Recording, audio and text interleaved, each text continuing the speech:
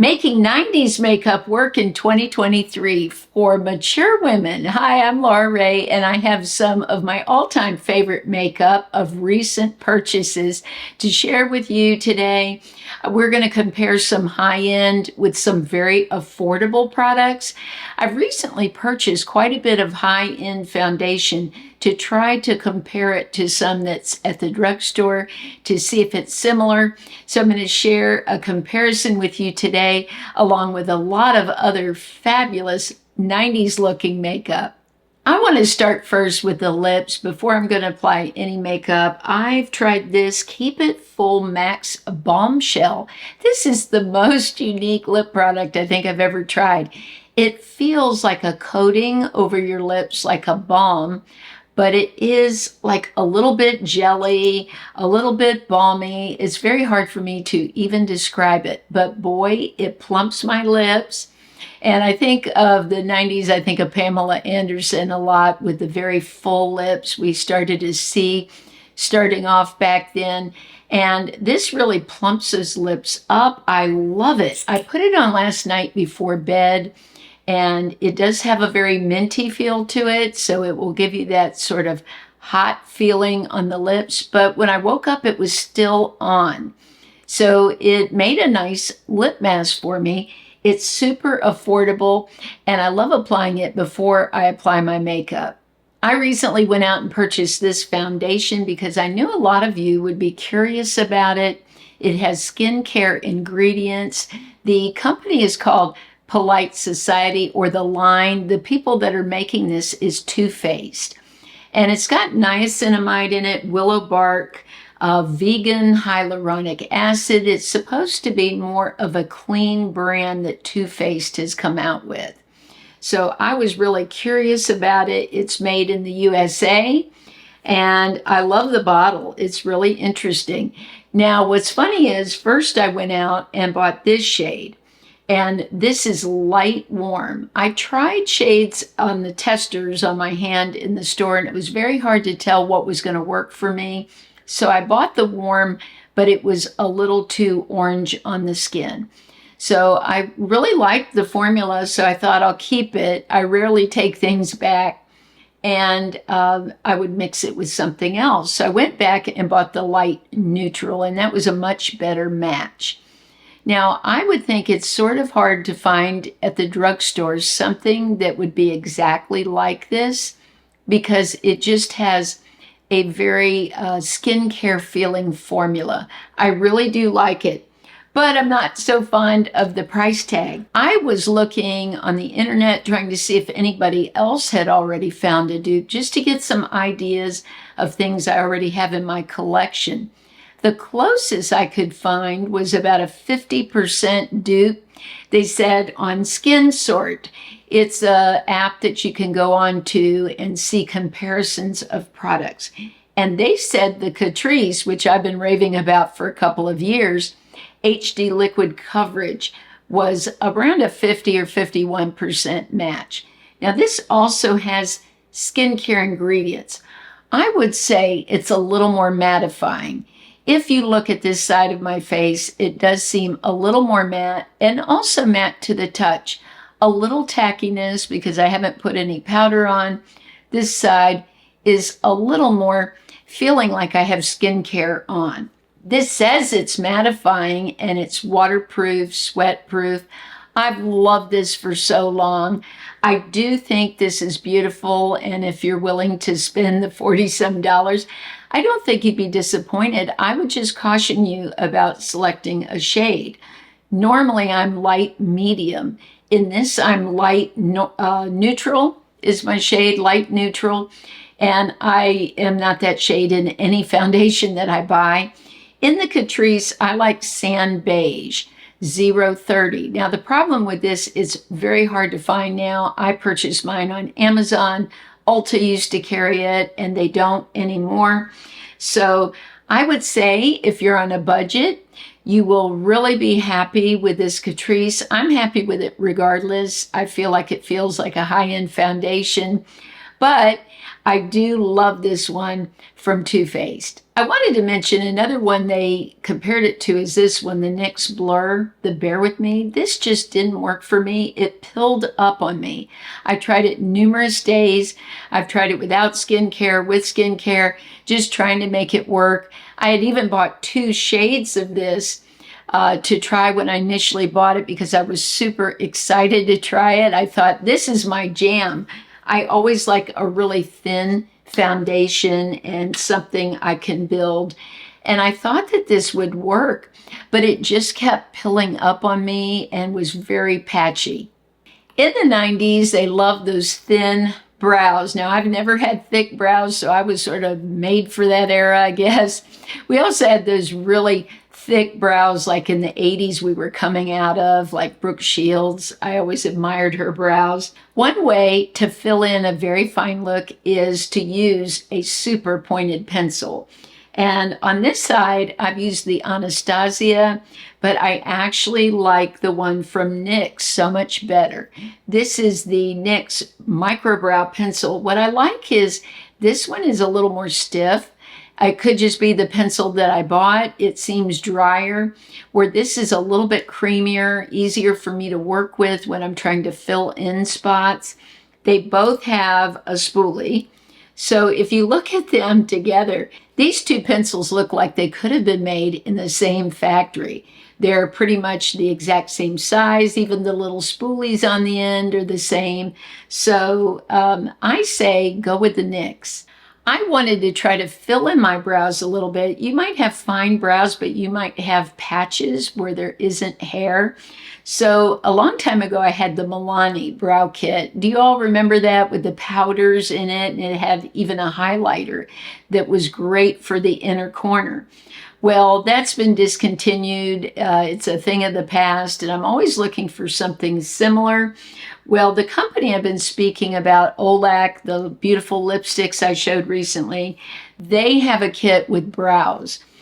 On this side is a creamy product that you can fill in your brows with color to it, not just like a clear wax.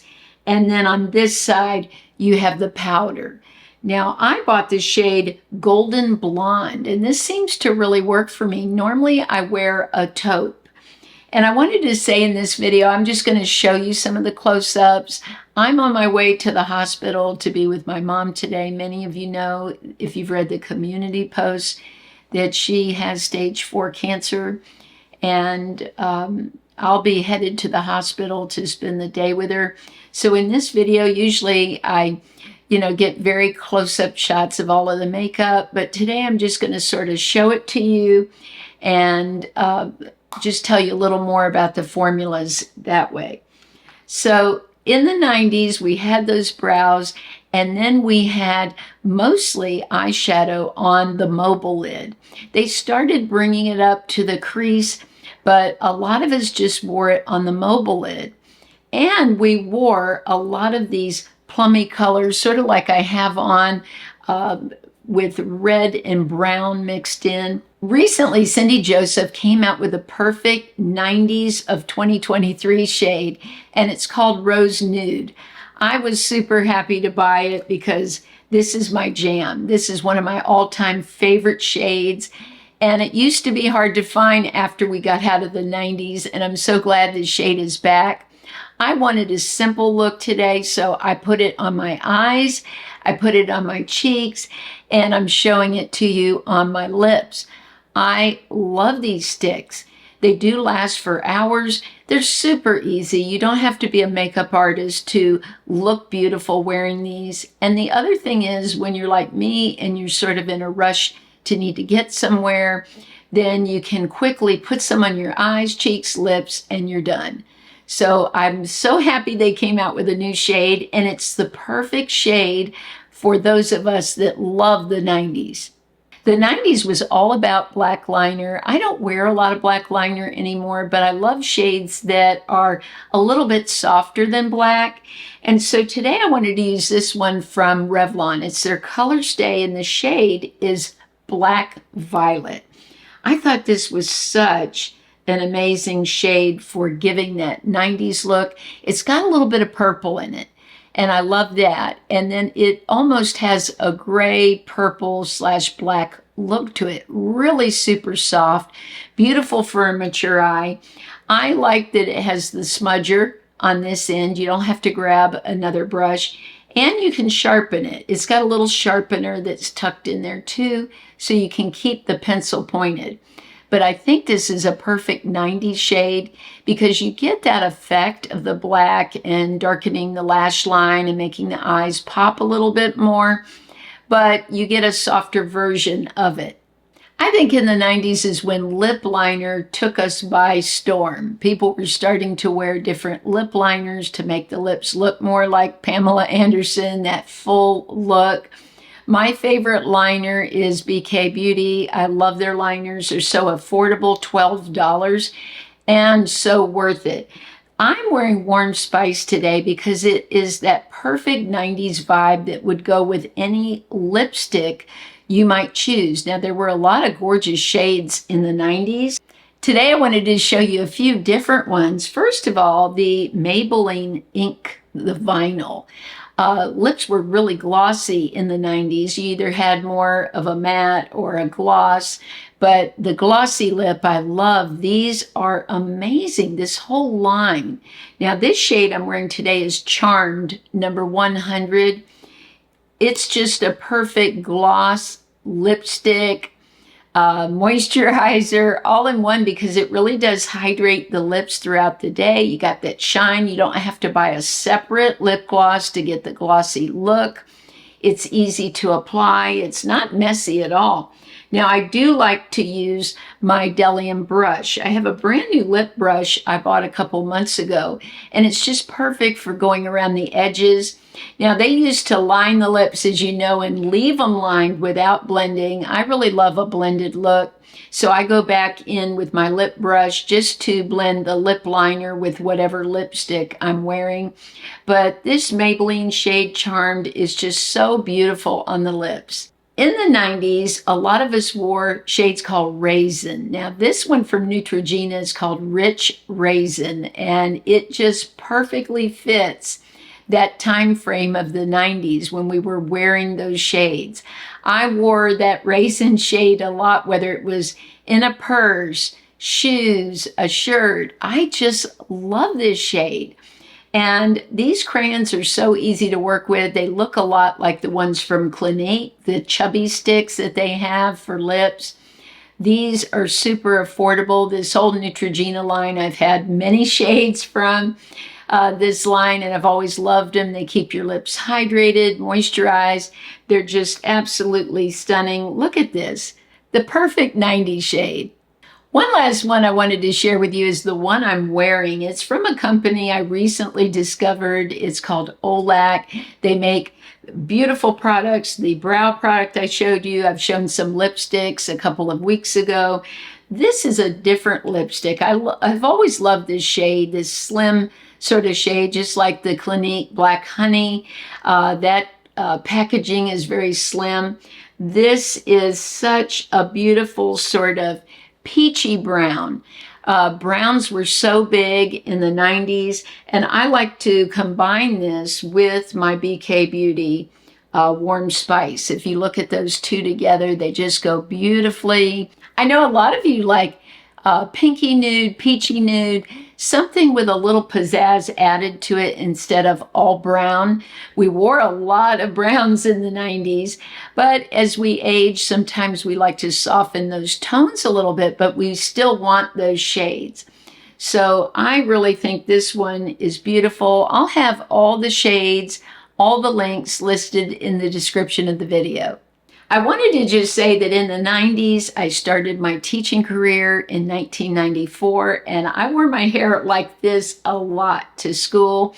The clips were really big, and thank goodness they're back now because I've sort of always worn them. They just work for a quick, easy style. I'm going to turn around a minute so you can see the back. But I've just twisted my hair up and clipped it.